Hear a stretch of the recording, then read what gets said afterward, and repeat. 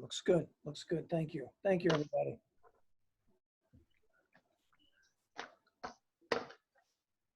I remind everyone that this meeting is being telecast and recorded on channel 14. I also remind any member of the public who wishes to make an audio or video recording of the open session of this meeting of the first notify me as the chair, and I will then inform the public of the recording as required by the open meeting law. Any takers? Also read our mission statement, vision statement, core values. The Falmouth Public Schools creates world-class student learning experiences. Our Clippers are empowered to pursue their goals with curiosity, integrity, and resiliency. Vision. Clippers are creative, inquisitive, and engaged learners who participate in their community as socially responsible citizens. Clippers effectively communicate and solve problems that impact the world around them. Core values. Empower students to find joy in their learning, embrace each other's differences and cultivate community. And 3, encourage the life and growth of wellness. The role of the school committee is threefold: to write policy, to approve the operating budget, to hire the superintendent and support her in carrying out her initiatives.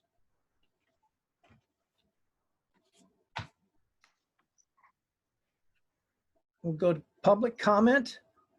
Please limit 2 minutes per individual to items not on the agenda. There will be no debate or action taken on public comment items. The committee will take items under advisement, or the individual may request that an item be placed on the future agenda. Any public comment? Lori, anything out there? No one has their hand raised. Okay. Thank you. We'll move on. Terry Medeiros, congratulations. You're now another 3-year candidate. Andrea Throat, same to you. Thank you for lending your support, both of you. I think it's fantastic.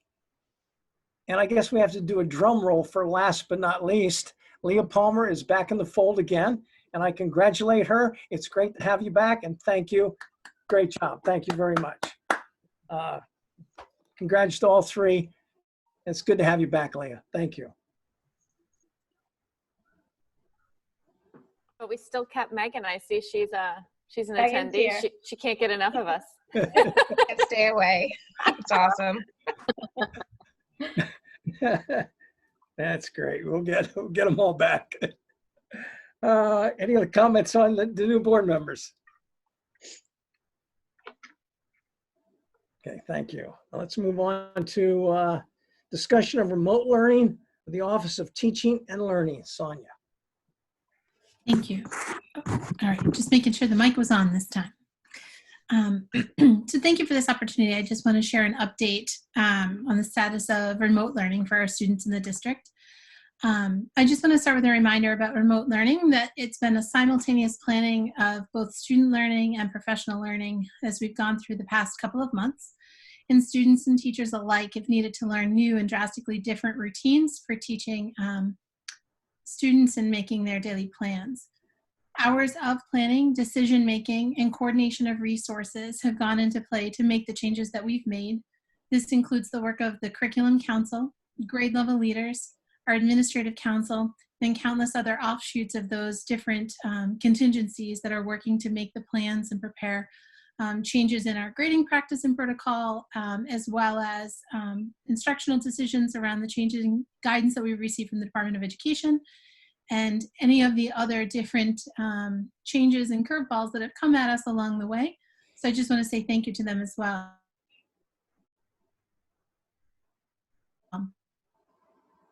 Way of doing business in the absence of guidance and boundaries. Over time, we've gotten some boundaries that have helped us to shape each iteration that we've gone through.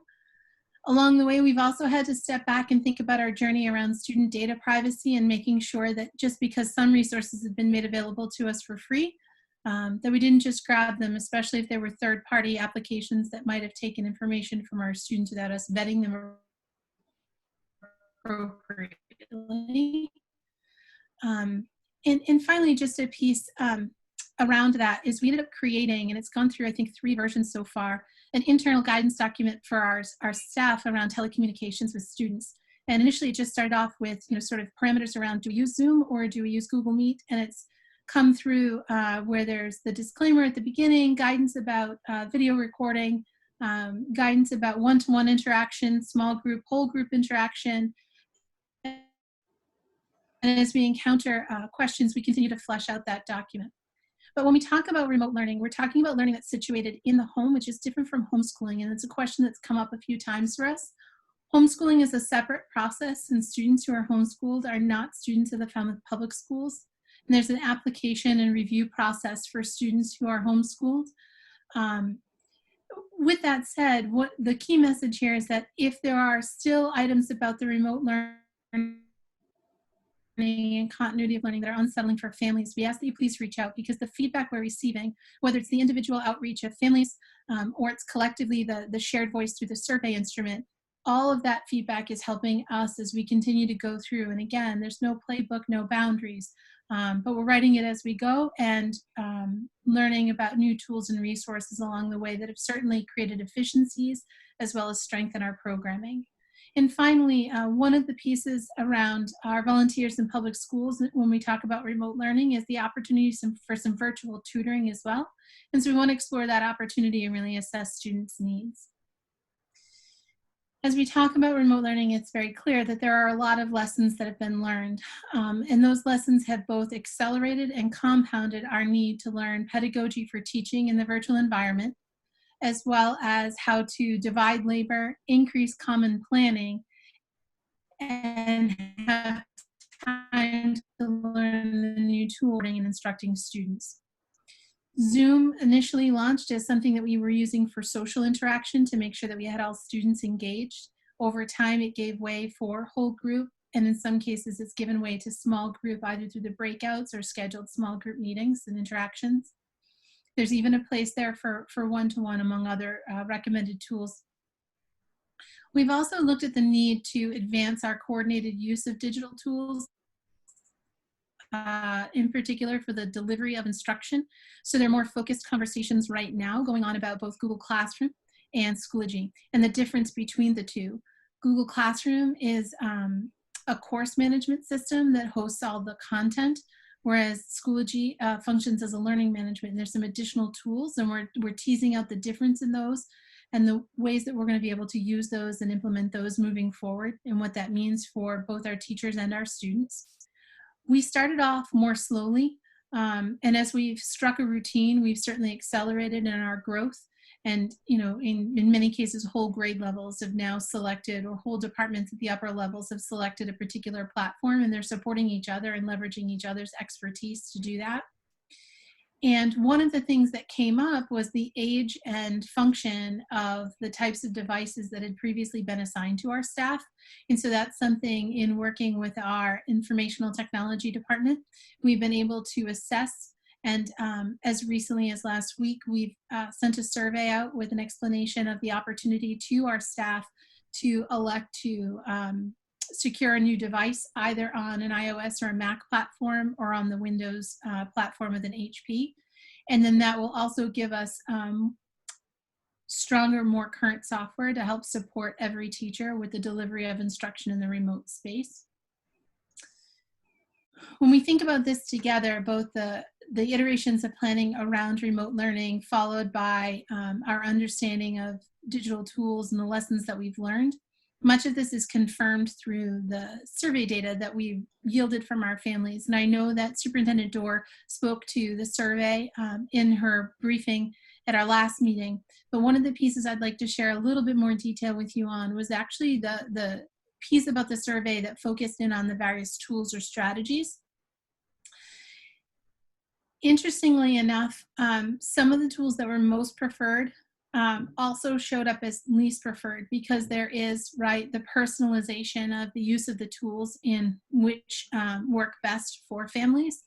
And it kept about a threshold of about 30 to 40% identifying either as preferred or effective, those tools that sort of stood out. And among them were teacher-led instruction in real time, followed by checking in with teachers. And then the next closest, and these are only spread by single-digit percentage points, was teacher recorded videos and recorded resources online.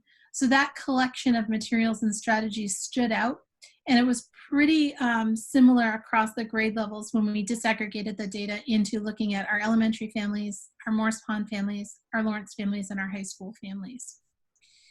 The most preferred of any form of instruction was actually check-in time with teachers.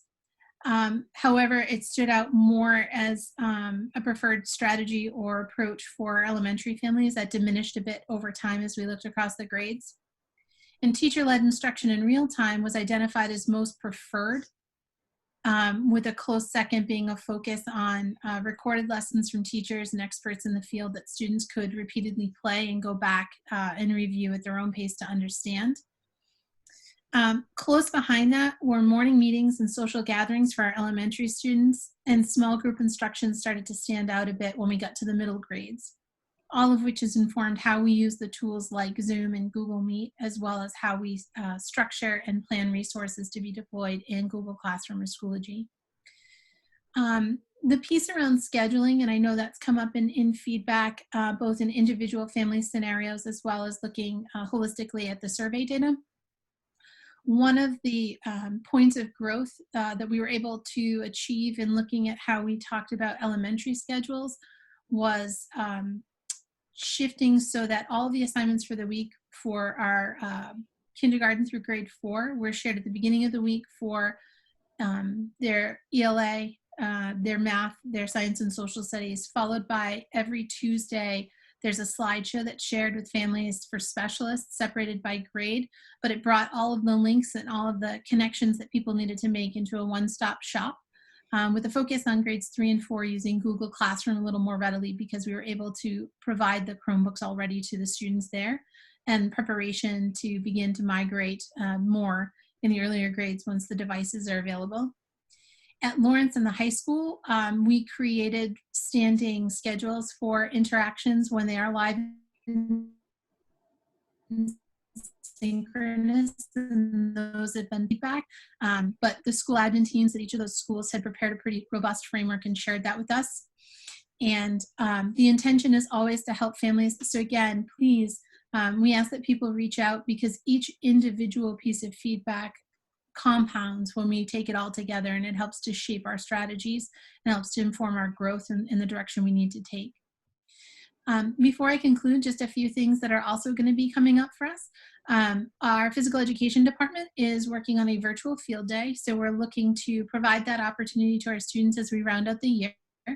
And also we are forming the Summer Learning Academy, which is going to be a first-time summer learning opportunity for students entering grades 1 through grade 7, so current kindergarten through grade 6 students. Lawrence had an existing summer program. They're going to move forward with that, and the high school did as well. But we're adding that opportunity. It'll, instead of starting early July and kind of going through the bulk of July, we're actually going to look to start in late July and move through a good portion of August, so the students are building their routines and they're acclimating to the idea of the structure of school again ahead of us opening. They carry that momentum forward with them. And again, you know, we're looking for teachers to teach in pairs so that we can reinforce the learning, but also be able to harness the expertise of those pairs so that we have multiple approaches at play in that period of learning. So that's a lot of information from me to you, and I'd be happy to answer questions that you may have. Thank you. Any questions?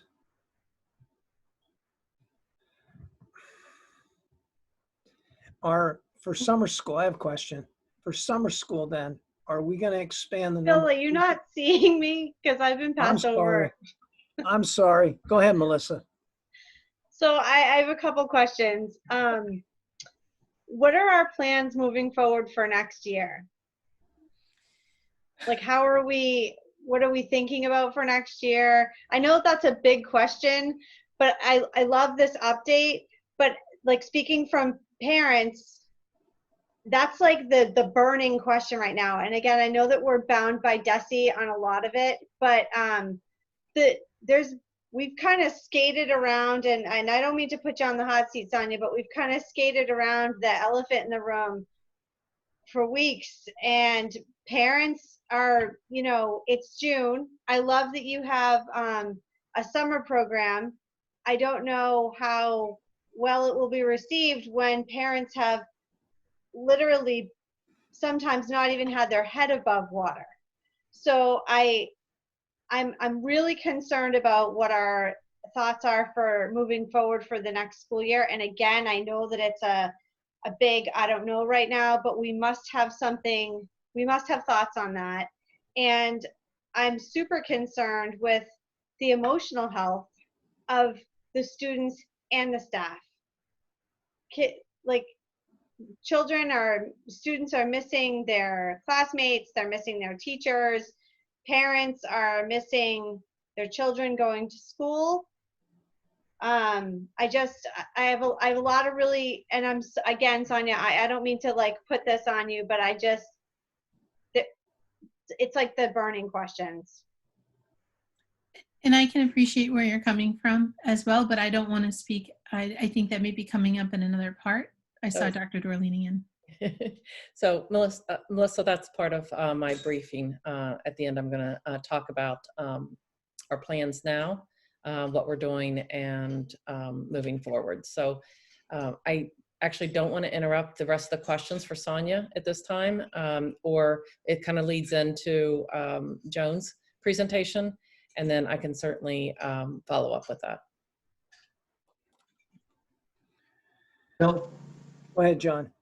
Yeah, Sonia, I've been very fortunate that my children's teachers are very responsive with, you know, assistance on Google Docs and whatnot. But I know for myself and my wife and my family and other parents, that's, you know, a challenge is just different questions that come up. Is there a way to do some kind of a cumulative frequently asked questions or a database? And if there's something out there that I haven't seen, you know, please educate me on that. But I think that would be super helpful to folks. So one of the things that strikes me that we could probably look at, John, is we create short video tutorials for our staff, and maybe being able to look at making some of those, you know, that stand out for certain tools that students are using, for example, within Google, that we can make available. Because, you know, in many cases, it's how to access your drive, how to use one of the apps within there, whether it's Docs or Slides. We can look at where we have that stored and how it's shared. Yeah, it's mainly, the main question is once you have, you know, you're submitting something and you sort of have that trepidation. Did I really submit it or didn't I submit it? I mean, I'm sure I see the smiles on people's faces that are parents that they, you know, gone through that, and you don't want to oversubmit, or you're emailing attachments and then bog teachers down as well. And then even just some of the things like the musical components of things, of with the chorus and whatnot, where you're recording certain things, and then you want to make sure that it's submitted, and what are the areas that you're not supposed to submit at that time, and, you know, a lot of stuff that people are probably pretty intuitive on in general computer wise. But yeah, that'd be great with specific instruction. Would be great. Yeah, and I've learned this myself with the turn it in, right? Like you can't reopen it once you've submitted it. So it's nice that Google has that piece to it. But that's one of the things as well, as we're getting more people to put their content on, then coordinating what the formatting of that looks like. So I appreciate you sharing that. Great, thank you. Any other questions, Leah? All right, my first question. So I'm wondering about, and it might be that you guys have been talking about this, and since I am back here and was not part of these conversations before, engagement is such a critical part right now. And this aligns with social emotional, it aligns with, you know, just students feeling connected to school and teachers feeling connected to their students. So how is it that Falmouth Public Schools is keeping track of engagement for students? So this is a twofold question. So that's my first part.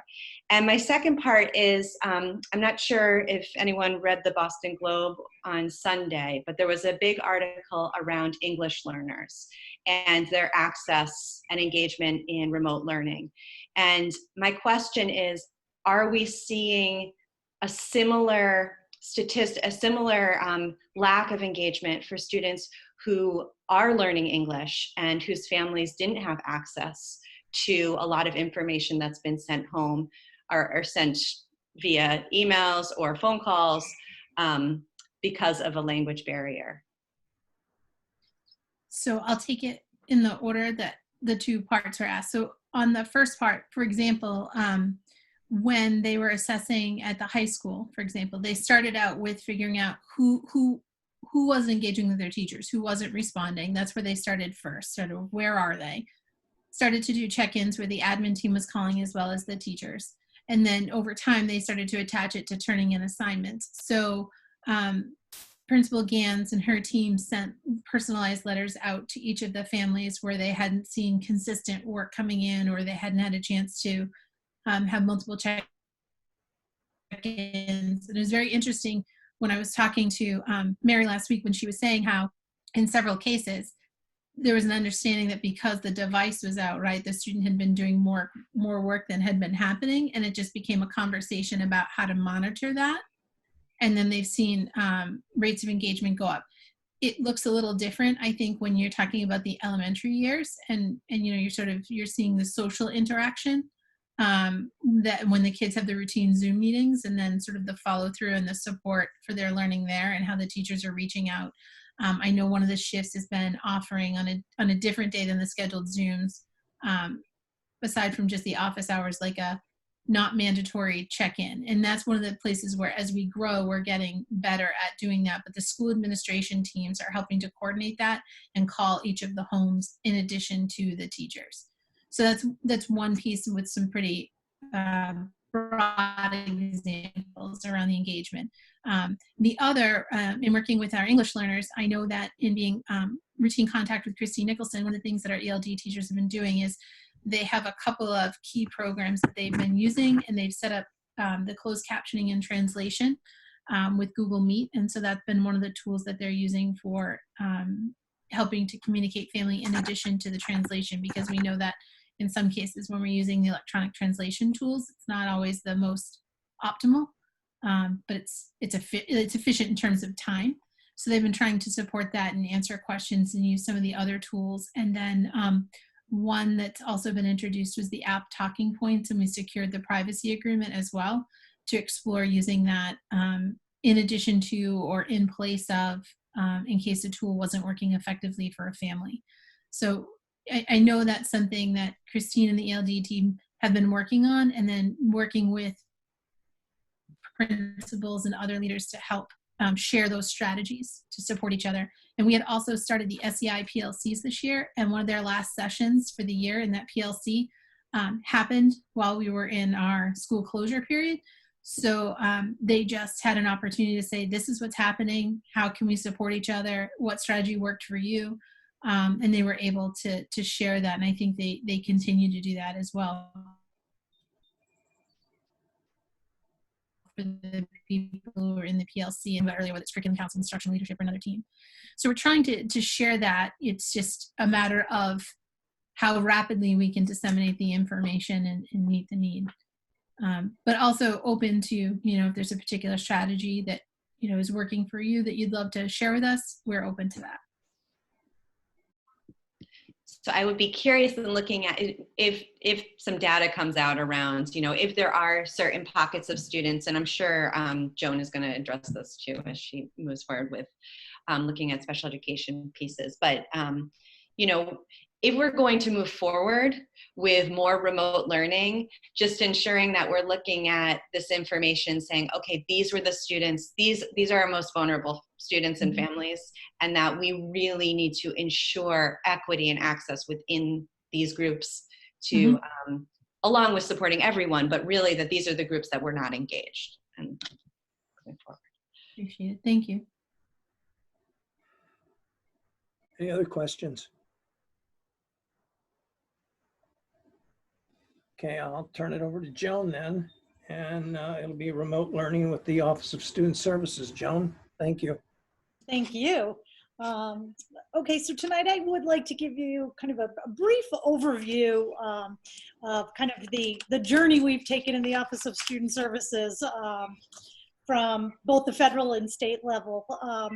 And as many of you had mentioned, making sure that we're providing opportunity for engagement and learning for all of our students. So, and as Sonia alluded to in her comments, that we've kind of had a lot of different information that's been provided us back for when we first thought we were going out for 3 weeks, and it was really about engagement and enrichment, and then it turned to new learning. But I think for the Office of Student Services, one of the big key pieces is when the U.S. Department of Education provided guidance back on March 21st that that highlighted, even though we are in the remote learning, that we're still obligated to ensure that we're providing FAPE, the free and appropriate public education, to our students with disabilities, while we're protecting the health and safety of the students, educators, and service providers. And so while the obligation is still to provide special education services and free and appropriate public education, it was going to look substantially different than when we're in school, we're fully operational in school. So under, I think everyone here is very aware that the big federal law that oversees all of that is IDEA. So that's the Individuals with Disability Education Act. And within that, there's different tenets. There's kind of 4 overarching tenets of that. And the U.S. Department of Education made it clear that under the, while this was a bit different information that we first received from at the state level, there was more guidance that came out from the U.S.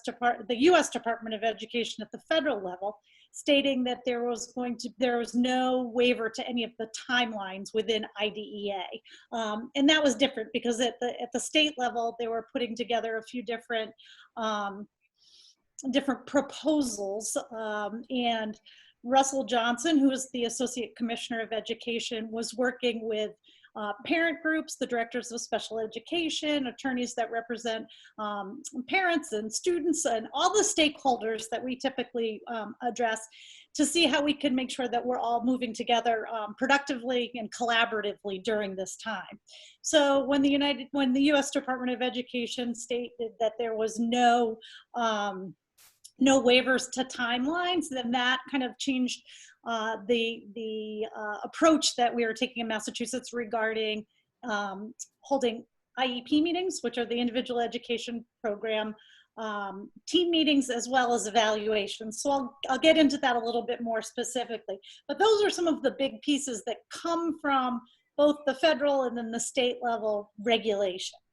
So under IDEA and making sure that we're providing special education services in this remote environment, there's 2 main pieces that it falls into. One are supports and resources, and those can be more of the independent learning, some of the academic work, the hands-on project-based learning that you'll find in the continuity of learning plan that Sonia has spoken about. And then there's the other tier to that, which would be instruction and services, and that is individual, small group, and whole group instruction. Whether that be in a special education classroom type environment or a related service provider. So those were right out of the gates, right after we moved from that 3-week span into knowing that we were going out to May 4th and then on. That is how we started moving forward with special education service delivery. Also, just as a caveat, knowing that we were in the remote learning and not everyone may have had access to all of their files and the things that they have in their classrooms, we made sure that we were able to provide safely and confidentially all IEPs and 504s out to all of the staff to ensure that all accommodations were still going to be provided and people had access to that in the remote learning.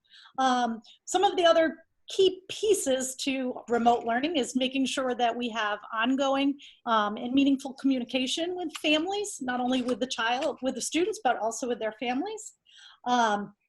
And that we were, that that we, to Leah, to your point, making sure that not only are we having, providing those services, having communication with family, but that we're doing our data collection to ensure that we're following along with the students' engagement.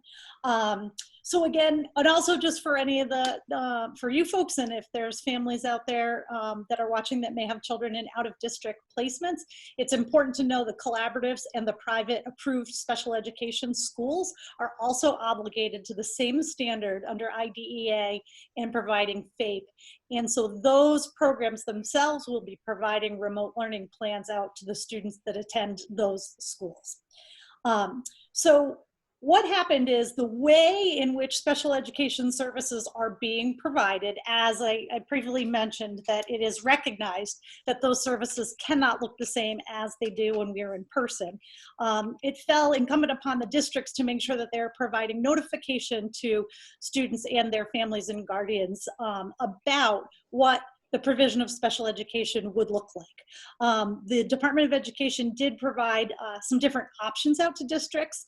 They did not mandate any one said form. They offered some templates and some guidance. And so what we chose to do is we chose to follow suit with the individualized student remote learning plan. Just as an example, some districts are choosing to provide all that information through an N1, which is a notice of proposed action that a school district can make. But we use the template the Department of Education provided, and we made it a little bit more individualized to Falmouth. And what that plan is that is a plan, and it is meant to not replace the IEP. As we know, it looks different. The amount of time on learning in the virtual environment looks different than the amount of time that a child would be in school all day long. So the remote learning plan is a vehicle and a tool to provide notification to parents and guardians about what the special education services would look like. Again, I want to kind of get back to Leah's points, a few of those points. One, that's notification. In regards to special education, now this is a little bit different. This is specific to special education services. Parents are, they do have the option in which that they can opt out of special education services during this remote learning time. So when they receive or at any time throughout this plan, they are able to notify the district in writing and say that they do not want their child to participate in special education services. Anything that you would find within the IEP and the service delivery grid. And it's a plan that it provides all the contact information, who the special ed providers are. It provides somewhat like of a schedule of when there's office hours, when there may be Zoom meetings, when there's OT or PT services. It talks about other ways that families can support their child in the remote learning. How there's still collaboration between the general educators and the team. And it's also important to know that that plan can be modified at any time. So again, there's no consent needed for the remote learning plans. It is not replacing the IEP. The IEP, as everyone knows, is our legal document. The team meets, the team determines that, and we send that out. And once that is signed and accepted, that is the IEP. So all IEPs, all active signed IEPs are staying current, so that when we do return to school fully operational, those IEPs, that's what we kick right back into. So the remote learning plan is meant to be a tool to provide notification. Within that, we have the IEP meetings and evaluations. So initially there was no obligation to hold IEP meetings. So we have switched from that. We are now holding virtual IEP meetings. I've heard some very positive feedback about that platform. It certainly does not replace the in-person team meetings, but we are moving forward with holding annual IEP meetings. The IEP meetings are meant to develop an IEP as if we were in school, for the reasonably calculated to take us through 1 year's time. So it's not about the remote learning plan. It is, we still follow the same process of how we would develop an IEP if we were all sitting around the table in the same room together. Now, while there is still the time requirement for the evaluations, it is also recognized that much of the majority of evaluations need to be done face-to-face. So under the tenets of IDEA, what we can do is we can move forward with, there are some assessments that do a parent rating, a student self-report rating. There are some elements that we can move forward with doing. However, I do want to make it very clear that any place where there is an actual face-to-face administration of an evaluation, those are meant to, we still have the ability to mutually agree upon with parents when those will be conducted. Because again, those do need to be, there's a lot of components of that testing that have, manipulatives and types of the administration that needs to be done face-to-face. So both the IEP meetings and the evaluations will be moving forward with direct contact with parents and guardians about how we are moving forward. Do want to make it very clear that while we're going to move forward with IEPs, parents certainly have the option, if they would prefer, to hold off and wait until we resume back in school. Forgive me, I'm noticing that the sun is starting to, there we go.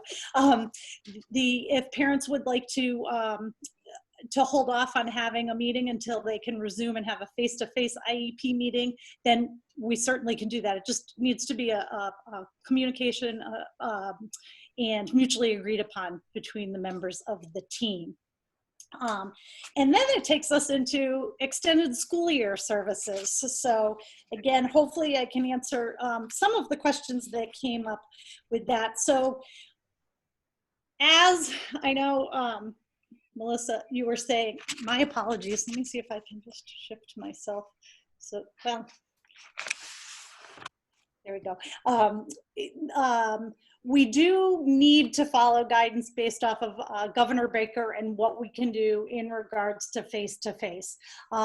From Governor Baker, then what happens is the Department of Education does provide us with next steps.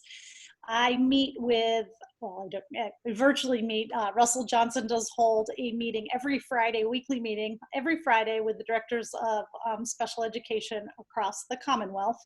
And we have kind of shifted a little bit from having the directive being that we need to plan for all remote learning for extended school year services. And those are for students that it's been determined by the team require summer services to prevent substantial regression, to having a backup plan, have a plan B in our pocket so that if we can go into face-to-face in person, that we have that in place. As of this past Friday, that guidance did shift just a little bit because it is recognized that there's the uniqueness to ESY, and that if we were to do the face-to-face, there's the advanced planning, there's transportation, there's the facilities, ensuring we've got the capacity for making sure that we're keeping everyone safe and healthy, and we have all of our safety measures in place. So that guidance was shifted a bit on Friday, in which Russell Johnson said that there would be, if there is the capacity to do any face-to-face in-person services for ESY, then it would be on a very limited basis. So that is the guidance that we've received from the Department of Education to date. We are actively planning our ESY services right now. We have weekly meetings right now to get that up and running. So while it may not be as definitive of an answer right now that folks are hoping for, I can assure you that all students will be provided, all students in which their team has determined that ESY services are part of their IEP service delivery grid. They will be provided with service. We're still moving forward with making sure that we're identifying the programming to address the goals and objectives within their IEPs. And we'll continue to, to move forward as we have more specific information. If we are able to provide some face-to-face services, what we will be doing, it's meant to be in either individual or very small groups when we do that. And my thoughts right now would be that in an area to do that would be to tap into more of our related services. So that would be services that are provided by OT, PT, speech, some of those, and those more individualized special education services that are a part of ESY. So we are continuing to work. We will be getting communication out to the families as we do with our ESY. We have our staff identified, so we are in fact moving forward with our ESY planning. I'm happy to answer any questions that I have the information for as of now, but as always, I'm here to answer any questions as we continue to get more information for how that looks. Here we go. I think I just shared a lot of information with you in a short amount of time. So I'll hand it back over to you, Bill, and happy to answer any questions that I can. Any questions for Joe?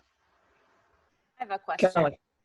So first, thank you so much for explaining how the whole IEP thing is being managed, because I've wondered, and so I appreciate that. So thanks.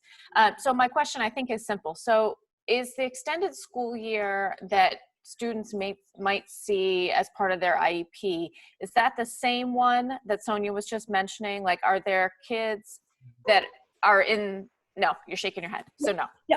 So what the extended school year services that I'm referring to are the services that, so we run an ESY program, we call it, every summer, and it's for students that that are eligible for special education services, in which their team has made the determination that there would be substantial regression over skills that they're working on if they were to not have any type of special education services provided to them over the summer break that we have. And those get identified through the team meeting. They're included in the service delivery grid within the IEP. So these are the services that I'm speaking are specific to that. There's also making sure that we have under the guidance department, like at the high school where Sonia was starting to speak a little bit to some of the bridge, the Lawrence, the activities. But at the high school, we would also make sure that we're still providing summer services for students that are in credit recovery, students that require that academic work in order to be able to advance to the next grade or hit their graduation requirements. So those two, one falls under, a little bit more special education, one falls a little under the guidance department. So those, Okay, and they're just different programs. And those are different programs. Got and it. then what Sonia was talking about was something even greater, and in addition to those two programming. Okay, got it. Thanks. Oh, I'm sorry. Can I just also add that to Leah, I'm looking down at my notes that I wrote down when you were speaking to Sonia, and I also just wanted to let you know that all of our communication regarding the remote learning plans, the special education, the information that's been provided from the Department of Education, we have provided that out, communication, we've had those translated into the home languages, the primary home language, and those have been sent out. And also for everyone that's out there that may have a child that is eligible for special education, the Department of Education on their website have all the letters going out from the Department of Education Office of Special Ed Programming, and they're translated into not all, but a extremely wide variety of different languages. So there is that translated access for the documentation, and we are also still, just like we do if we were in session, we will bring in, we've brought in translators into the IEP meetings. We also have closed captioning, ASL, American Sign Language interpreters. So just like we would do if we were currently in the school building, we're able to do that remotely as well.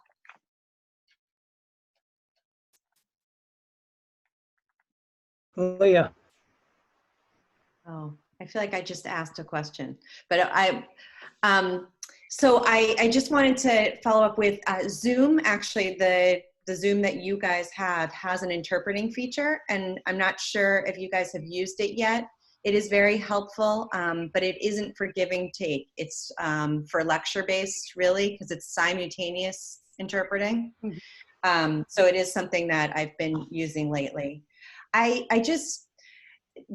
Joan, I'm just thinking about you running the ESY, and that this would be the first time we're bringing kids into our schools. And I know personally, professionally, I was going to be one of those first programs, and it made me extremely nervous of, how to get all of those things in place. And I guess my question to you is, do you feel that you can get to a place where you would feel comfortable running a program like that in these times right now? So again, I think because with the new information that we received from Russell Johnson on Friday was that it needs to be very limited, if at all. We are doing a lot at the our central administrative team, our administrative team with our principals. Like I said, we've been doing the ESY planning and the stakeholders there. So we are ensuring that we are trying to take every consideration to account, because at the end of the day, our biggest, and the message that we've been getting from Russell Johnson is that, the health and safety of everyone still remains our primary concern. If we are able to bring folks in on a very limited basis, then I do feel confident that our team will make sure that we have every safety precaution in place, because it will be in either individual or very small groupings. It will not look like it has in the past. We look forward to the day when we are able to do that, but we are working as a team, not only with the providers that will be providing the ESY services, but also the special education teachers and the related service providers that work with the students, day in and day out, to make sure that we're getting what's working well, where they would make some recommendations about how remote learning is going best for the students that they serve. Again, like I said, we're meeting through Zoom weekly, but we are planning on a daily basis. Leah, I would just Andrea. to add to that not only the ESY program, but the credit recovery, the program from Lawrence School, and our expanded learning program that we're looking at that Sonia spoke of for our K-6. We hope that there's some opportunities for small group face-to-face, but we are following all guidance. We are keeping up on it daily, and we'd follow all protocols. All staff would be trained, and we would be following the CDC guidance as well as our state guidance. We're also in contact on a regular basis with Scott McGann here in Falmouth. All of these things will be taken into consideration. The one thing we do know is that we are going to be offering a summer program. We hope it's a hybrid program. We hope that there's some face-to-face and some remote learning, but we are in our planning, the fallback is that it would be all remote, and that we will be prepared to make that decision on a right up to it begins and at any time during the weeks of the summer programs. Thank you. Andrea, you had a question? Yes, and Joan, thank you for all that information. It sounds like you guys are working incredibly hard to reach the students and their families. And I guess what I was interested in knowing, remote learning as it stands is challenging for many families. And I would imagine, based on the additional expertise needed, the population that you're working with could be experiencing some additional challenges. And I guess I just wanted to get a general sense from you how our community is faring right now. Are we meeting the needs, not like we would be able to in person, but are we getting people through? I would say yes. One of the other pieces, not only for the engagement that we're tracking under special education for, we are obligated for our data collection because we write progress reports for every goal that there is in the IEP. So that is another way in which we're making sure that our staff are reaching out to the parents. One of the elements of data collection is going to be able to be checking in with parents to make sure that we're getting a sense of how that's working. We, under the special education continuum, we have students that have perhaps maybe just a related service, or they get some support all within the general education environment, to our students that have more, that are in more of our specialized programs. So when I look across that continuum, we've gotten some, I personally have been privileged to have some wonderful photos shared with me with some of the hands-on learning that's happening, not only in the special education classrooms, in the home, some of the functional activities that are happening within the home. I've had the privilege of having some emails shared with me of parents' feedback to certain providers that are working with their children. Certainly, to everyone's point, we do have some families that are struggling with engagement. We have some families that we're working with to try and determine how can we get creative with making sure that we're still working on the skills within the goals and the objectives in the IEPs, but how it could potentially even be helpful within the home environment. So our staff are working diligently to make sure that that is happening. As I had mentioned, the remote learning plans, it's notification of what was in place. We sent the remote learning plans out before we left over a April vacation, and wanted to make it very clear that that was what we were currently doing. It's not meant to be limiting as people are continuing to potentially address the service delivery differently. Those can be modified at any time. We do encourage parents to make sure that they're reaching out to parents and guardians to reach out to the special education teachers or the related service providers, because if there is something that doesn't, maybe it was working and now all of a sudden the students are like, okay, I've had enough of that. Now I'd like to create a different approach. We can do that too. As with anything, special education is never static. It's a dynamic process. And we have to make sure that, just like we have the ability to mend an IEP at any time throughout a year, we want to make sure that we're providing modifications to our remote learning plans as necessary. Did that answer your question? Oh, any other questions? John? Bill, John, yeah.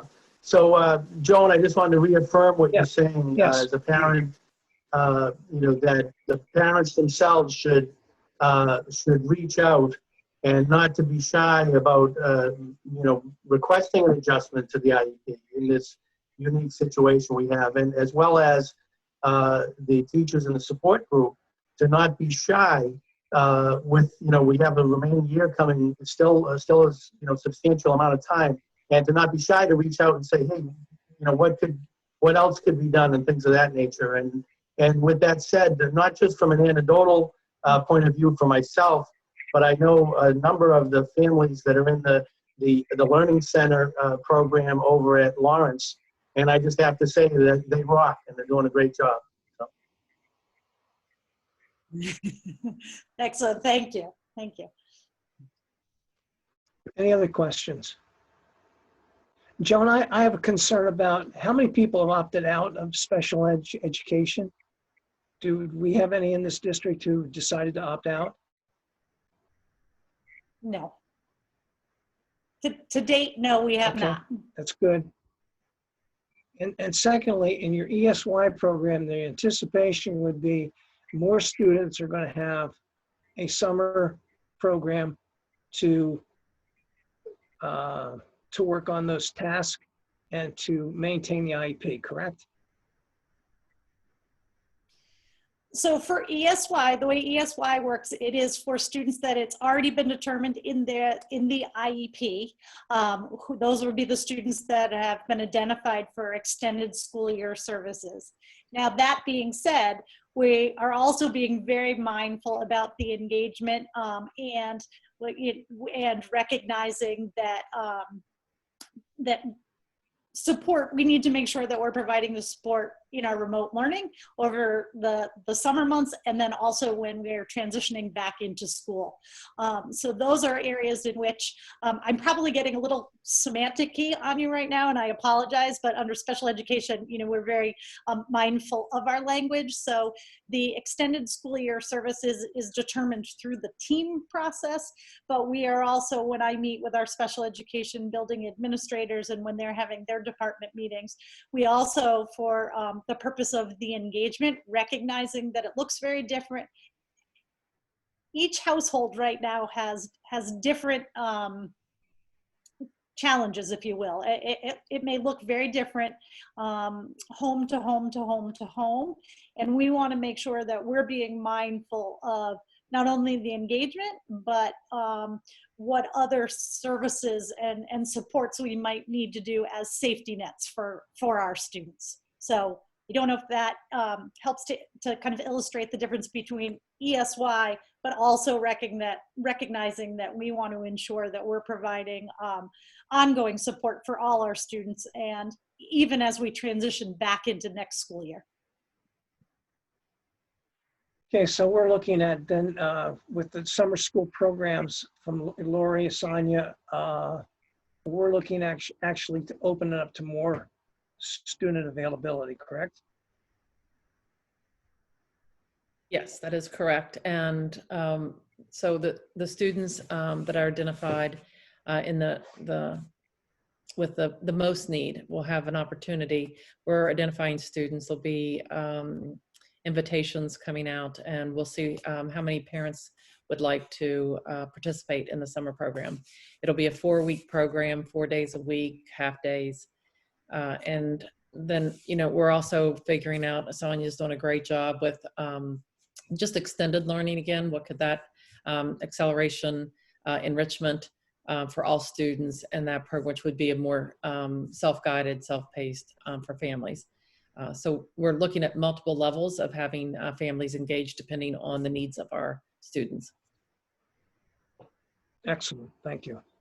Any other questions for Sonia, Lori, Joan, anybody else? Okay, thank you so much. Thank you for your presentations. I really appreciate the input. The degree of effort you're putting in is probably immeasurable. And I appreciate that. I think everybody appreciates where you're coming from, but thank you so much. Bill, just Yes. I will just offer, I was going to talk about next school year during my briefing, but since we're talking about remote learning now, I'm happy to move that up in the agenda to help answer Melissa's question, or we can wait. It's entirely up to you, but- Please. Thank Okay. you. So Melissa, I appreciate the question. I know families are frustrated right now. And I actually, not only acknowledge that, I respect it and I appreciate it. I'm frustrated too. My team's frustrated. These are just really uncertain times. The environment in which we live, it's very hard to figure out what exactly it's going to look like come September. We saw the 4-phase-in plan from the governor, and even the governor is saying that he is watching the data closely to determine whether we move from phase to phase in the time frame that he's laid out, or if it will go slower or faster. So some of the frustration is certainly because of that we just don't know, right? And some of the other frustration is that we're trying to get good input.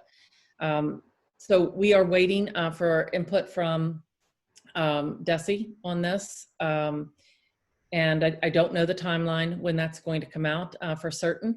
But my guess is that Commissioner Riley has convened a stakeholder group to help provide guidance. And they just began meeting on May 7th. Their first plan was to provide guidance for the summer. So even though we've moved forward and we have pretty solid plans for the summer, and we could, other than we need to know how many students are coming and the staff that we'll need for that, we're pretty much ready to go with the plans. But we still need to receive that guidance from the state as well. And then that committee is going to continue to look at what reopening of the school year is going to look like. And so my guess is that that's going to be some time before we actually receive that guidance. Now, that doesn't mean that we're not planning, right? We're continuing to plan.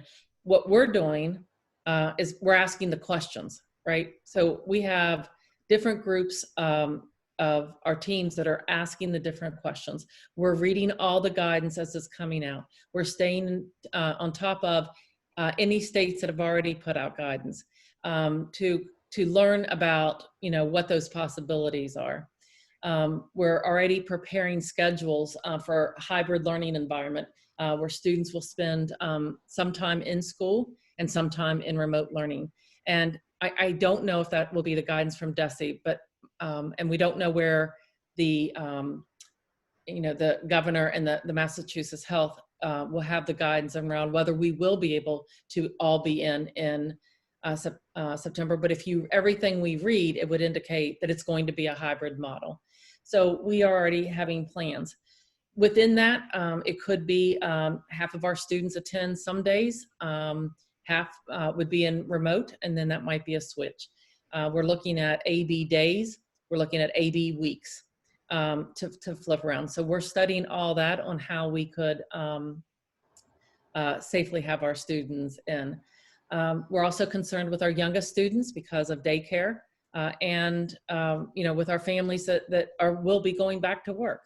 And so we know that that's a problem, but space is going to be a problem. If we're following the CDC guidance, we know that in classrooms, we're going to need 6 feet apart, which means then our classrooms, we would not be able to have all students together. So that would be why we would need some students in and some students out. It's sad to think about it. We miss our students. We would love nothing more to open up the school year and have all of our students in. I think you mentioned one of the social emotional piece of it. Our students miss the interactions with other students. But I will say that if it continues the way it is, we are in this to fight the big fight right now, and that's the COVID-19, and keeping that physical distance is important. Finding ways of being able to stay socially connected is what we need to try to do. But it could look very different. Some of the other guidances is that we're going to be eating lunch in our rooms. The students will not be moving when they come in. And it's a lot to take in, but those are some of the things that we're grappling with, right? On a day-to-day basis, we are getting input. We know that we will also have some parents that will want 100% remote learning, that they would rather opt for that than to bring some of the students in. We are planning for that option. So we're planning for a hybrid, we're planning for the day that we can all be in together, and we're planning for a complete remote for those parents that would select that. Once we have a plan in place, then we will survey our families on what they would like to do, because we know we got to meet the variety of needs and the various needs of our students, but also the families and from home to home, what their needs are. We're preparing additional professional development for our educators to deliver remote learning and manage a hybrid learning environment. We are purchasing better and new technology as we speak, so that we can assist the delivery of the remote learning. We've been assessing the last 2 months. I know that we continue to talk about remote learning, but it is important to understand what we're doing now, getting feedback from the survey, from our ongoing parents that individually give us feedback. We reach out to them, we have conversations. It's important for us to understand all of that to inform next year. We are, as I said, referring to the CDC guidance for schools, modifying the physical space. We are, even looking at, one of the recommendations is the one-way hallways, right? So to work our routines within the buildings. So our administrators are not only looking at the physical classroom space, but the hallways. How do we enter? How do we leave? To keep people safely distanced. And we're looking at the wearing the mask, increased hand washing. That has been increased CDC recommendation of frequent hand washing. There are some places that are recommending every hour, some every 2 hours, but we need to include those routines whenever we're in face-to-face. Our nurses are creating learning modules for our students around all of this. So not only will our staff be trained, but our students will be trained in what the safe protocols are as well. And we are diligently trying to increase our supplies of disinfectants, hand sanitizers, masks, to have those on hand. So we are doing a lot of different groups. All of us and separately are working on different components and trying to work those plans out. But we do, before we put a plan out, we do have to see what the guidance from the state's going to be. So it is frustrating. The timeline, I know, is not what parents want to hear, but the fact is we are working around many of these issues so that when we do have a plan for from the state, that we will be able to hit the ground running. And knowing what we will and won't be able to do. I'm forming a small parent advisory group to be able to provide additional questions, input, and feedback as these plans get developed. And so I guess I ask everyone to know that we are working for you. We are listening. It's hard to ask for continued patience, but I think that is what's required for all of us as we refine the plans and we wait for our continued guidance. Terry. Terry, you're muted.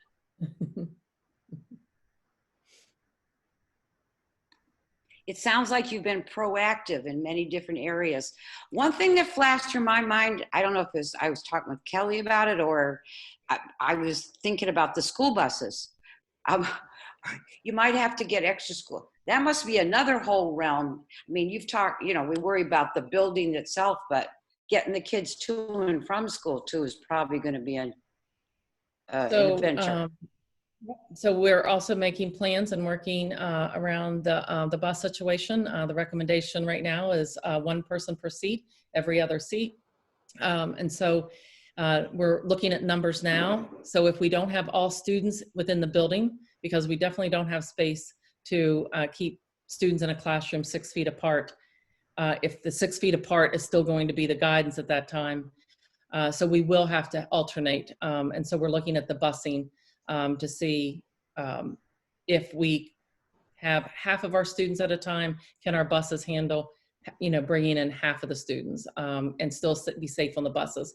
Some states are looking at 2 days a week or 1 day a week, depending on how many students and how they can, because it is a financial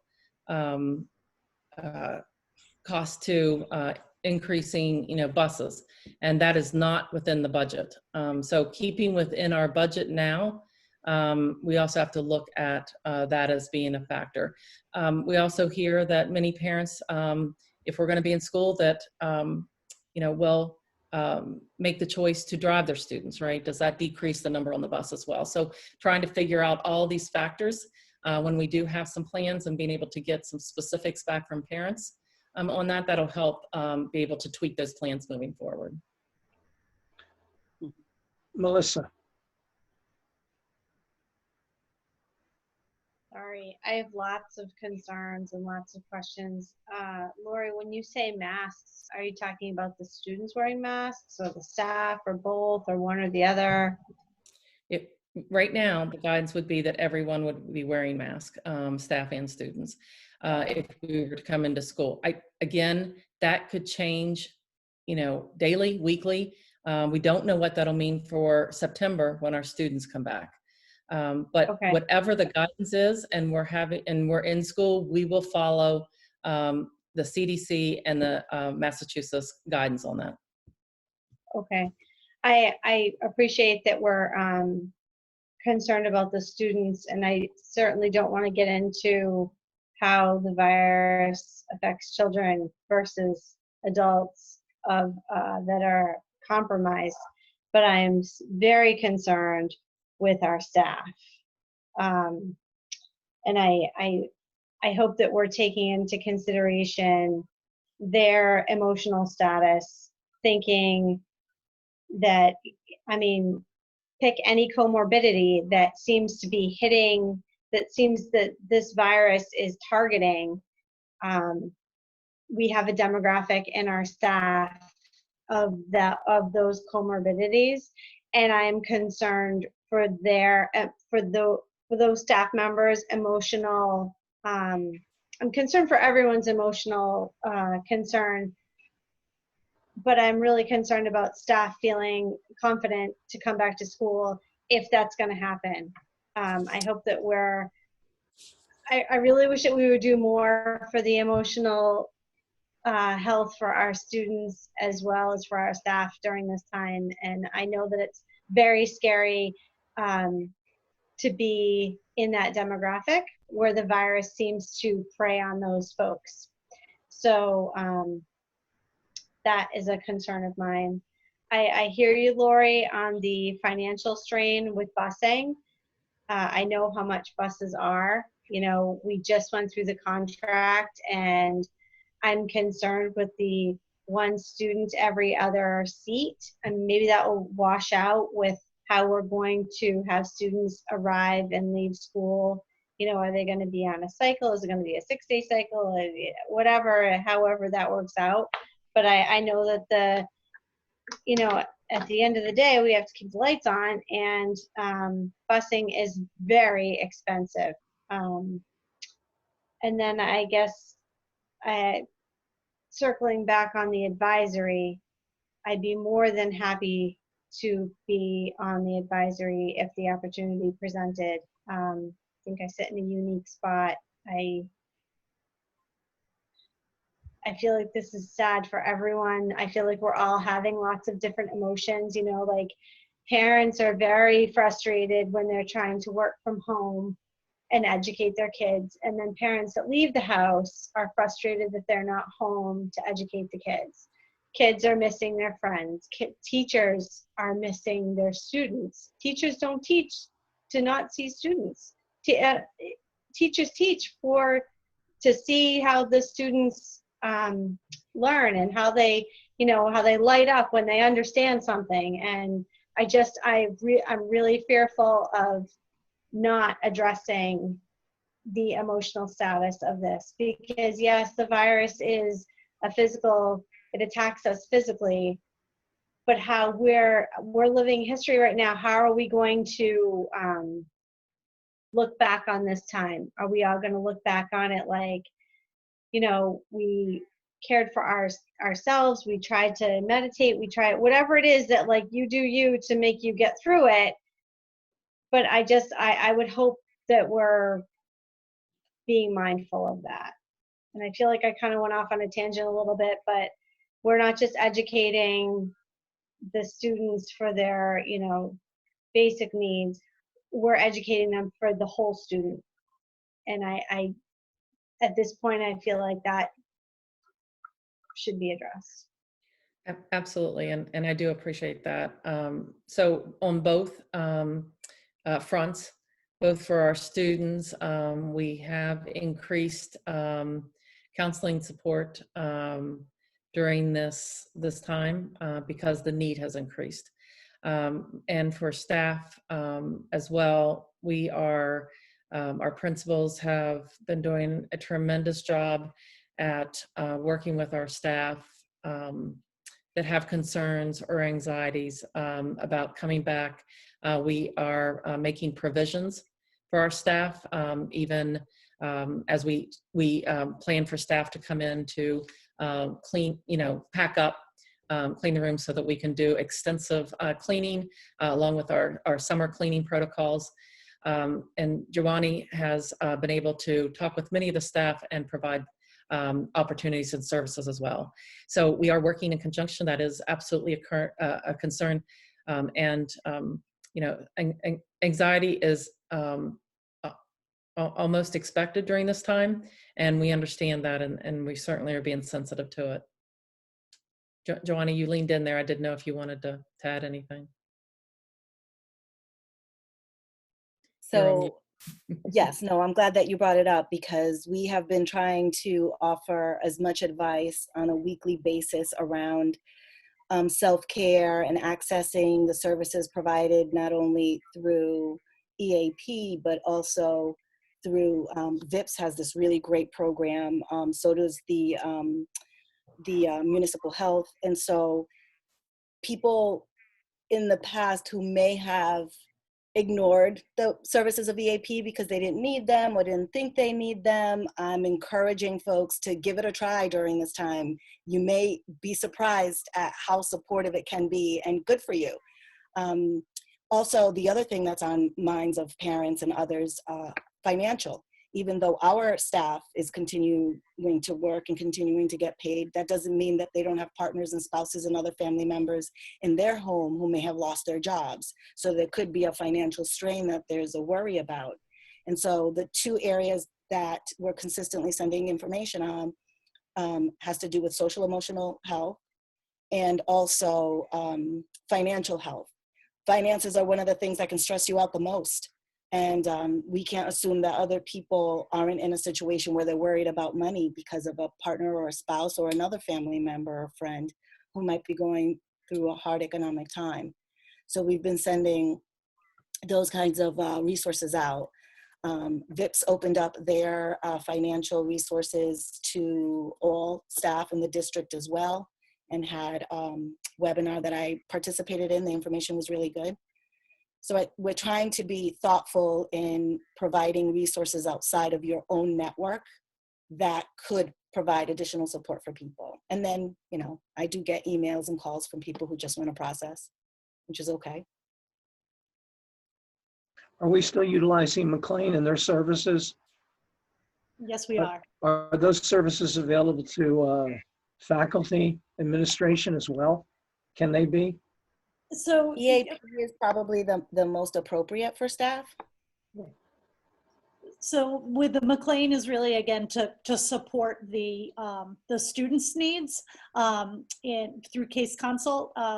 One thing we have done is some professional development, and it's entitled Coping with COVID-19.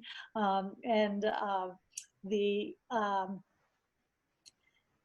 McLean actually created McLean and McLean Hospital and Riverside Trauma Center created the 5 modules. So they're kind of a PowerPoint with a talk over that's to support. Their intent is to how does staff support our students and their families as well as self-care through this. So it's one more layer of resources. The students in there, certainly have access at all times to the counselors.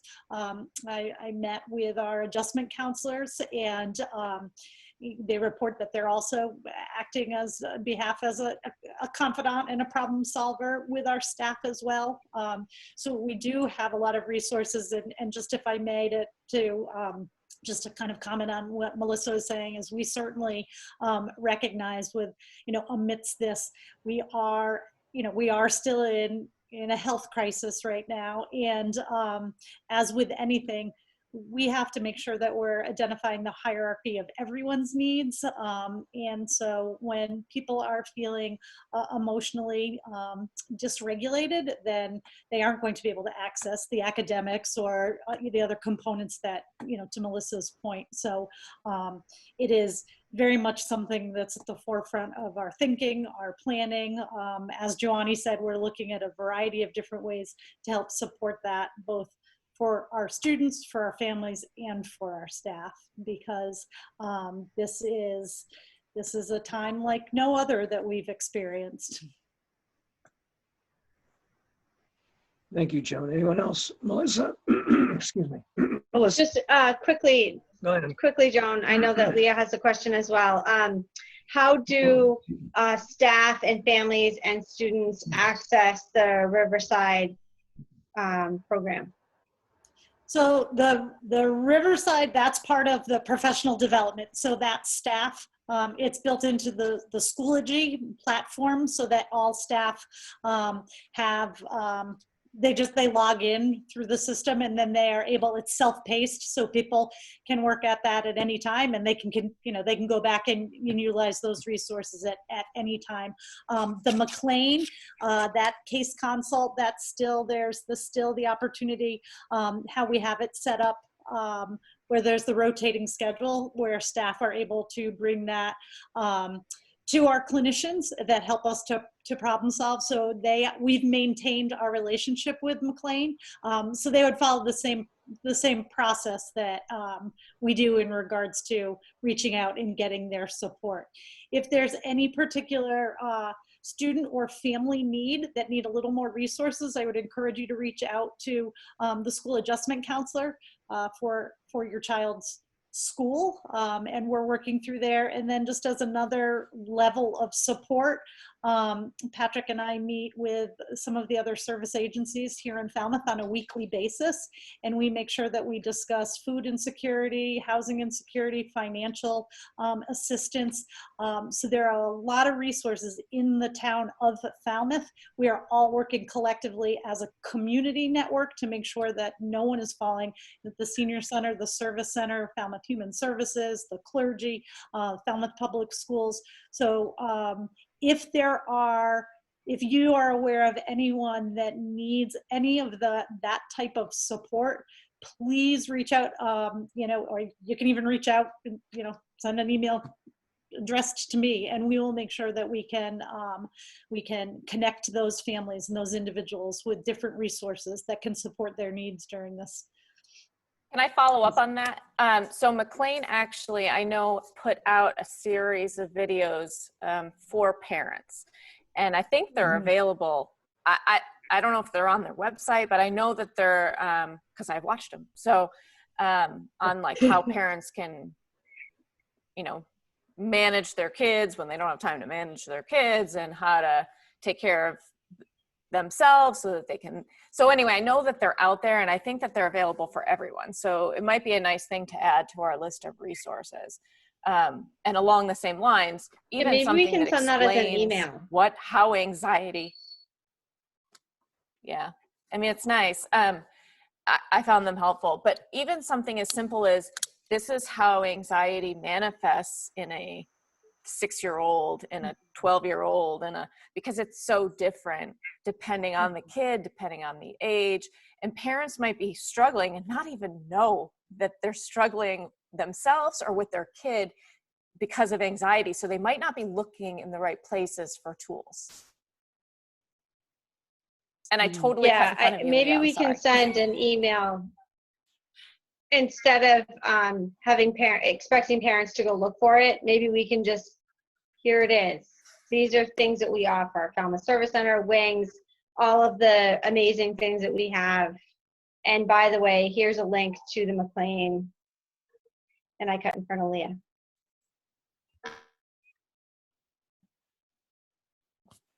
Leah. Is it my turn? Okay. Actually, my question is separate, but one thing I did do is I made a resource page that we actually sent with the lunches for lunch pickup around different resources that were available for the school districts that I work with. And it's just a nice way that if families are getting the lunches for lunch pickup, it would be a nice way to get just a resource sheet. If it's, maybe they wouldn't access it through email or another way. Lori, my question is, I have had some really amazing conversations with my children over these weeks, which is a wonderful aspect of being home and working side by side with my kids, around what they have found positive around remote learning and what they have found to be really challenging. And my kids have really articulated some really great ideas. And so my thought is, and I know you're talking about having a small parent advisory group, but I wonder if maybe having a student advisory group around how to move forward with remote learning, if we're going to have to do some remote learning, what has been beneficial for them and what hasn't worked. I know just kind of the grouping piece, the one-on-one connections, and my kids have been really talking about this, and it's really helpful for me to hear professionally, but also as a mom around how to support them. I appreciate So, that, I guess Leah. that's not really And a you question. just joined us, but I actually have a student advisory group that I started when I first arrived. And so we meet periodically. We've communicated once since we've been off, and Sonia usually sits in on those meetings. Some of the others do as well. Having that conversation with that advisory group that was established for this year is something that we were going to take some of these plans to and discuss. So, no, I appreciate that, and I'm so excited. It's one of the things I'm so proud of, is to be able to get feedback, from the students directly, and they represent every school in the district. Thank you. I like great minds. Thank you. Any other questions? Anything else? We'll move forward then.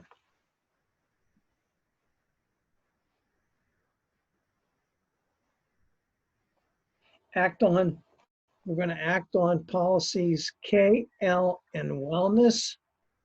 Is there a motion? Melissa, is there a second?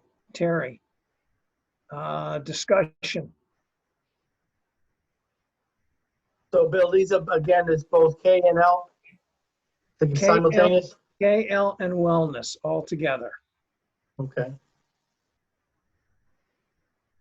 Yeah, just a discussion on, again, when we're having these, I think it's actually good. I had somebody ask me about what K and L was.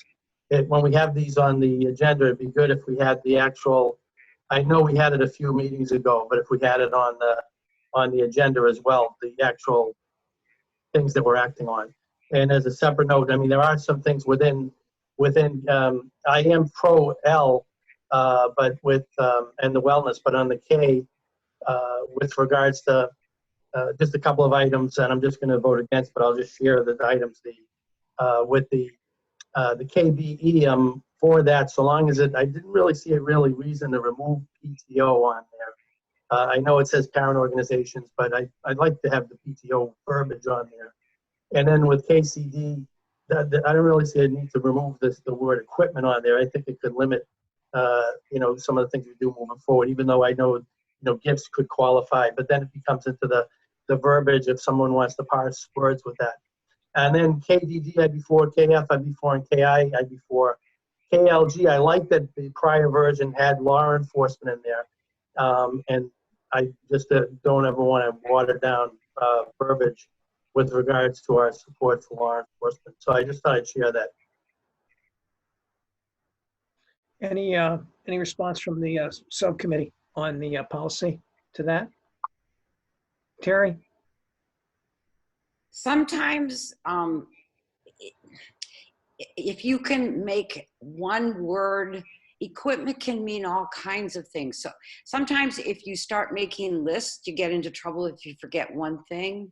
So if you can be as broad as you can be. Did I say that correctly, Sonia, or somebody else on the committee? That was one of Yes, we like it to be broad and an umbrella.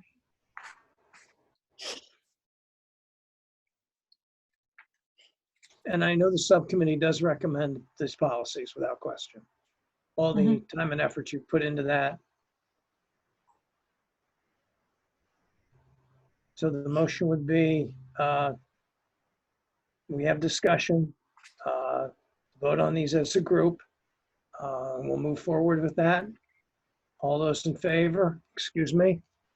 I need a roll call. I apologize for that. Melissa, Melissa, I. Terry, I know we voted them en masse, but maybe if we vote them individually, because John said he would vote for 2 of the 3. So I don't know if that makes any difference, but maybe if we did them separately, just this, because he's already said something about K that he doesn't like. Can I interrupt and say that, or? yeah, you can, yeah, that's okay. Is everybody in favor of that? Is that okay to kind of pump the brakes on this and move back and do it individually? I know, looking at the agenda, we looked at the subcommittee, obviously definitely approves these to move forward. But if we want to do these individually, yes, we could. Are we okay with that? Go ahead, Lori. Lori? I mean, the motions would have to be changed, just so it'd have to, if you're going to do that. Yeah. And it's on the table. So I believe that you would have to act, since we have a motion on the table, and then change that if that's the recommendation. Just Okay, so we have we started the voting process. We did act upon it, so let's go through with that then. So Melissa was the yes. Terry? Yes. Big John? yes. John? John, sorry, no. Andrea? Andrea Thorold, yes. Leah? Leah Palmer, I'm abstaining. Okay, Natalie? Natalie Canalopoulos, yes. Okay, Lisa? Lisa Hart, yes. Kelly? Kelly Welch, yes. Bill, yes. 7 yes. 1 abstain, or 2 abstain, thank you. No, I was a Motion no, Bill. No. Bill, Yes. I was a no, sir. passed. Gotcha. I got Sorry, it, John. I have No, the thank you. correct. Okay, thank you. Got it. 7, 1, and 1. Bill, Yes. Bill, can I just, what John said around including the policies, I know this was my first day coming back, but I didn't have the policies to look at. So that would be great to be able to include that if it's in the agenda. Thankfully, this is our last one. Yes. Thank you. So Thank you, Kelly. I do agree with what I John understand where was you're saying coming about in from. I understand that perfectly, Leah. Thank you. Okay. Act to adopt the Falmouth School Committee Policy Manual as previously approved in form, and to rescind all previous versions of the policy manual. Could I make that motion? You may make that motion, Terry. Thank you. Is there a second? Second. Well, okay, Andrea, any discussion? I just want to We'll vote. say, I just want to say thank you to the policy group, because the amount of work that this has taken and the amount of time they have spent on it, I just can't believe that there's not going to be fireworks when this is over. So thank you. Who's to say there's not going to be fireworks, Kelly? Who's to say there's not champagne in my refrigerator? If I wasn't on call tonight. It's just really exciting. Thank you guys so much. Thank you, thank you. In addition to these school committee members that have been on it, I want to say thanks to Sonia, because her, editing skills really saved us a lot of time. Sonia too. is like the star of the day, star of the year, star of the last 2 years. Sonia is, Well, thank you. Would you like a little piece of good news then? yes. Yes. Lori and I looked at an organizational process for the website, and we've been able to get a substantial part of it on there. So we're looking forward to, I don't want to make any promises with all of the other things we talked about earlier in the meeting about, getting it up right away, but there's only a few sections left. So we're very excited, and everything will be a drop-down menu by letter. And then you'll be able to click on each policy individually. So it makes it more exciting because you'll be able to tangibly, go in and use the policy. So Just Sonia was being That's very kind when huge. she said we did talk about it, but Sonia, it is all credits going to Sonia. Yep. Just want to make that clear. She's doing all the work. So, and I so appreciate it. Andrea. I also want to thank the subcommittee. Everybody was wonderful to work with, and there were a lot of very productive discussions, very thoughtful discussions. And I also want to, give credit to Jim Hardy, our Mask field representative, who, was there with background and history and legal advice and a lot of that information. And thanks to this committee here, because you approved the funds to be able to do that, and it was definitely worth it. He really did keep us on track. I think he wanted us to do it in 1 year, but I think we did a very thorough job. Terry. And one other thing, Lori did a lot of homework for us too. I mean, she would ask Patrick if it was a question, that had to do with finances or things like that. I mean, but she did tons and tons of homework. So we were lucky to have that brought to our meetings too. I'm all about being inclusive. As well as Ann Barnes too. So Yeah, Ann was great. Yeah. Share the fun. I feel like the policy committee needs a socially distanced celebration at some point. All right. I like that. Hopefully we can all get back together soon. That would be great. Okay, we'll move forward. Or did we vote on that? Yes, we did, didn't we? We did not. Not No. yet. Okay, I'm sorry. We did not. Okay, then I'll go through the rigmarole again. Melissa. Melissa Keith, yes. Yes. Terry. Yes. John. John Bernard, yes. Andrea. Andrea Thorold, yes. Leah. Leah Palmer, abstain. Natalie. Natalie, yes. Lisa. Lisa Hart, yes. Kelly. Kelly, yes. Bill, yes. Thank you. Job Thank well you. done. Okay, next, act on the reorganization of the school committee. We will make a motion, a second, and then we will open up for the chair, and we will vote on that individually, and then we will do the vice chair individually, and then the secretary individually. And again, obviously, in our situation with Zoom, it's all going to be roll call. Okay, so motion, please. I'll make a motion. Oh, actually, Lori has to run this part. Oh, yeah, sorry. I always forget that. Thank you. Okay, thank you. So this is my I'm one. more than happy to sit back. All right. So I would like, I'm first going to take nominations. So would anyone like to put your name or someone else's name forward for the chair of the school committee for the 2020-2021 school year? I would like to nominate Kelly Welch as the chair for the school committee for 2021. Actually, I guess that's wrong. It actually starts tonight. So sorry, I know I said 2021, which it is the most part, but we'll tweak that a little bit. But thank you. I would like Joanne to edit it. You said it right. Did I say it right? I think so. Okay. It's okay. That is- All right, any other nominations? Hearing none. Do I have a, Melissa, you actually did it in the form of a motion. So is there a second? A second. A second. All right, so we're gonna do roll call.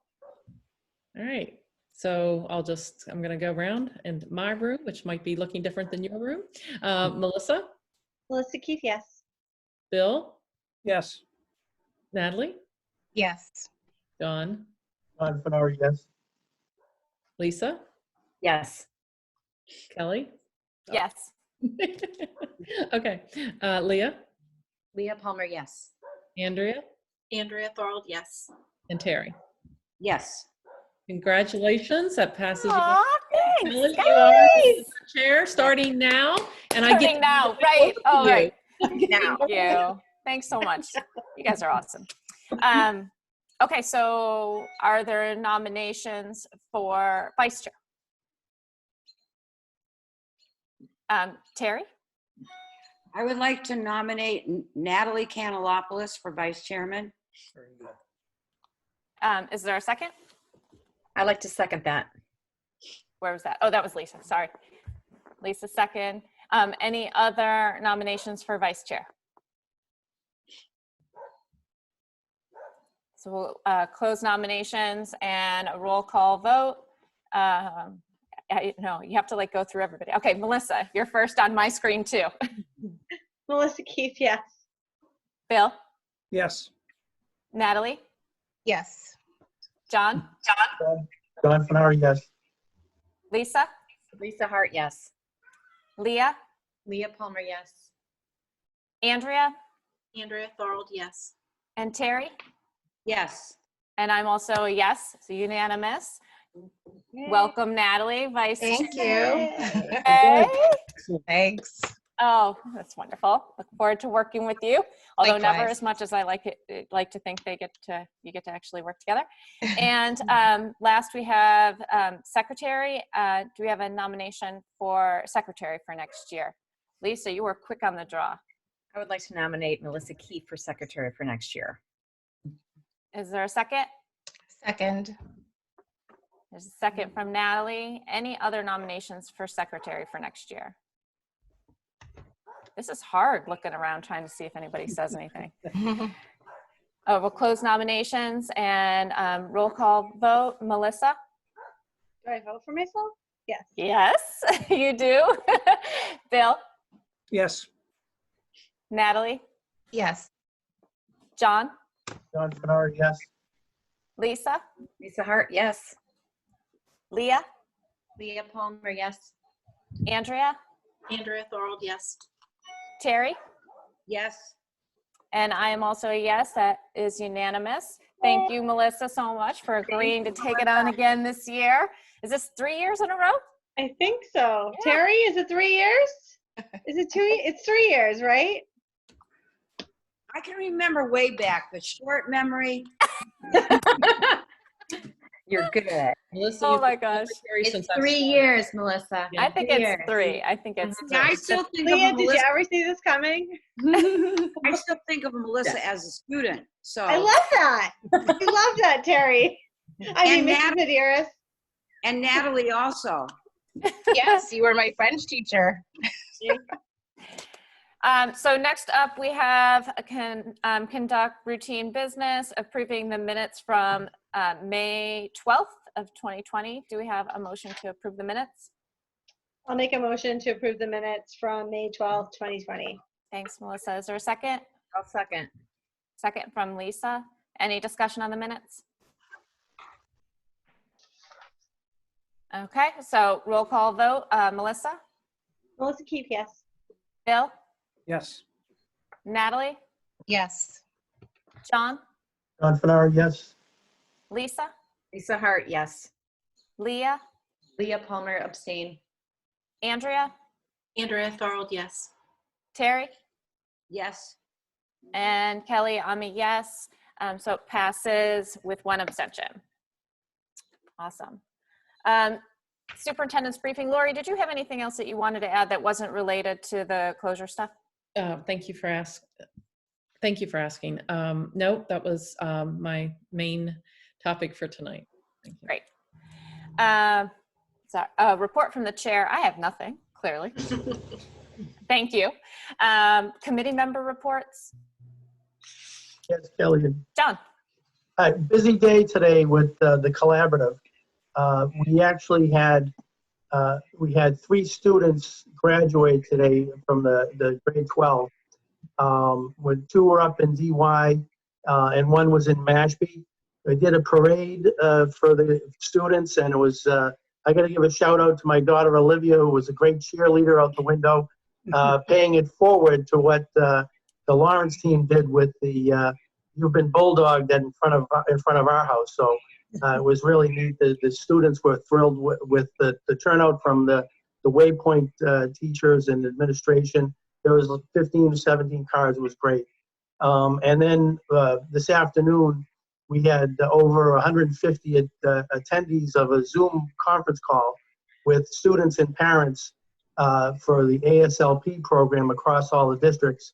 And a shout out to a student, Leah, from a Lawrence school who represented Falmouth very well with a great idea for a safe relay along the canal. But just to give you an update of what's going to happen, because that program is not taking place at Mass Maritime, we're looking into all alternatives for virtual programming and in person if possible. But what's going to happen is in January, February, March, the second Saturday of each month, they're going to have an all-day session over at Mass Maritime. And then in April, on that second Saturday, they're going to have a stayover day and then noon lunch celebration too as well. So we haven't forgotten our students, our ASLP achievers, and I was very impressed with Leah from Lawrence, but also just in general the students and parents and the teachers and admin about how resilient folks are about trying to address a very challenging time. Thank you. Thanks, John. That's awesome. Andrea? Can I ask John a follow-up question on that? Sure. Go for it. Of course. So that is a recurring program, and that's sort of about the time of the selection process, and it's for 7th and 8th grade, right? So Correct. Yep. if this summer's program had 8th graders that would be then starting into January, how is that being managed? Or is it just going to be the rising 7th graders and then a new selection process? Well, there's going to also be a new selection process, and there will be the opportunity. The students are able to then, put their nomination in as well and work within the individual districts. And they will, the ASLP program and the collaborative in Mass Maritime are encouraging districts to encourage those kids to have a chance to attend again. Now, when you get into the 9th graders, over the years, it's developed to be more overall a kind of a 7th grade oriented program, it seems. So whether or not, and I don't want to, it's very preliminary in the process of whether there would be some sort of an accommodation, for the kids who would be going from 8th grade to 9th grade, whether or not it would even be something that would be even appropriate or not at that point. But this program that we're going to do in those months that I mentioned will address the folks that were in there. And then in the short term, we're going to do just different virtual events and whatnot for camaraderie. And then just these kids that were on there today and their parents, and they were all en masse. And it was very encouraging to say, okay, well, what are we going to do? And just to hear them come up with ideas was really inspiring. But that's a great question, Andrew. Thanks. Terry, did I see you had your hand up? I just wanted to say, I live by the high school, so I go by all the time. And it's so great to see the track being updated by the Falmouth Road Race. Okay, so again, thanks to them they help us in so many ways. Thank you. Any other committee? Actually, now that I think about it, I do have a committee member report because we had talked about holding a budget subcommittee meeting, and then it was pointed out to us that we actually can't because it involves members from FinCom, and they're a non-regulatory board, so they couldn't meet. So just in case anyone's looking to see that announcement, it's not going to happen yet. Any other committee member reports or requests for follow-up information? Or any future items or announcements? Andrea. Yeah, I just had one announcement that hopefully people had noticed in their email that the Massachusetts Association of School Committees, our Division 7, as well as other divisions across the state, are holding virtual workshops. And so our division is doing one next week, June 2nd, from 4 to 5 p.m. on best practices for remote learning. And that is going to be Dr. Jake Eberwein. And so that's going to be done jointly with the division that encompasses the Berkshires. And they do have a limited number of slots. So you do need to register ahead of time. And I wanted to make sure to give everybody here the opportunity to do that because there could be some really good information, not just to deal with what we're in right now, but also to see how that might look moving forward, because many rural districts are looking more and more to remote learning and how that might help them. So just wanted to bring that up. Andrea, do you happen to know if they record those and make them available later? So there was one happening tonight that was really good, and we were discussing that, and the question was asked about recording. So I don't know the answer, but they're looking into it, and Great. It's been asked. Thanks. I don't know what it is about June 2nd, but there's like 100 things on that. Of course. Leah? Excuse me if this has already come up, but I'm wondering how much money we're getting through the CARES Act, and then if that money is going to be targeted to specific things. So that's just for a follow-up meeting. Sounds like a Patrick question for the future. Any last items? Oh, sorry, Sonia. May I share an announcement? Yeah, absolutely. So just this afternoon, we received word from Common Sense, which is a national nonprofit organization that helps to lead education for digital citizenship and student safety and their device use, which is actually something that we had started at the beginning of the year as we were looking at deploying the Chromebooks and the one-to-one initiative.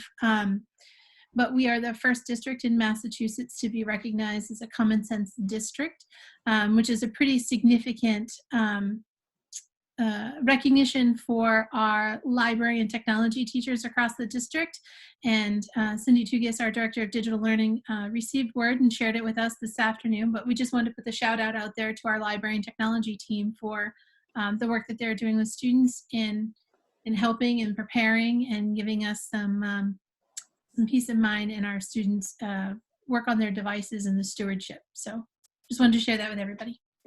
Thank you. Congratulations. I see Cindy's on. Thank you. Thank you. Way to go, Cindy. Anything else? Do we have that's it. Do we have a motion to adjourn? Melissa has a motion. Is there a second? Second. Andrea, and another roll call vote. Melissa? Melissa Keefe, yes. Bill? Yes. Natalie? Yes. John? John Fenari, yes. Lisa? Lisa Hart, yes. Leah? Leah Palmer, yes. Andrea? Andrea Thorold, yes. Terry? Terry Medeiros, yes. And I'm a yes as well. It's unanimous. Thanks, guys. Thanks, so everyone. much. We're Great night. adjourned. Have a good night, everybody. Welcome Take back. care.